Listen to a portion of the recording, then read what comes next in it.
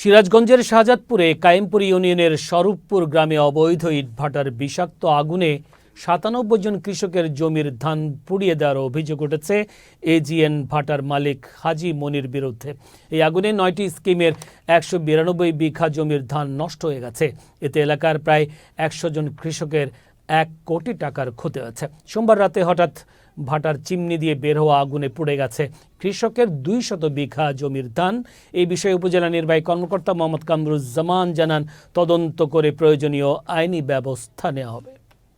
যে শুধু এবার না, গতবারও এই বাটার দুমা আগুন সুপছে ছেড়ে দেওয়ার কারণে গতবারও আমি চড়াধরে পুড়িয়ে গেছিল। এবারও গতকাল বৃষ্টির টাইমে ওই টাইমে অনেক দুমা ছেড়ে দিল। দুমা ছেড়ে দেওয়ার কারণে চড়াধরে সব জমি পুড়িয়ে গেছে। এনকে আবার বলি বাবা এই বাটালা কি হয়েছে, আর আমার ধান পুড়িয়ে গেছে। দুদিন ওষুধ দিয়ে গেছি আর গাছে দিয়েছি খেতেই তো আর হয়েছে। আমি আর কি করবো বাবার, আমি কি খেয়ে বাঁচবো? আমার কি কামাইয়ের মানুষ আছে? এই ধানটা পুড়িছে ওই ভাড়ার কারণে। আমরা গত বছরও এই ধানটা পুড়িছিল, তখন এই পাকার মধ্যে আসলে বেশিটা ক্ষতি হয় নাই।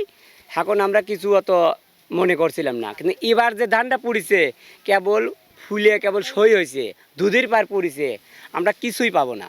বাটালারা আমাদের ক্ষেত খোলা শেষ করে দিছে। আমরা পোলা পানলে কি খাবো? আমাদের খাওয়ার মতো পরিস্থিতি নেই। আমরা ঋণ পান করে ক্ষেত রাখছিলাম, সে ধান মান সব পুরা দিয়ে গেছে আমাদের এখন কি উপায় হবে? আমাদের এখন পোলা পানলেন কিভাবে আমরা বাঁচবো এখন?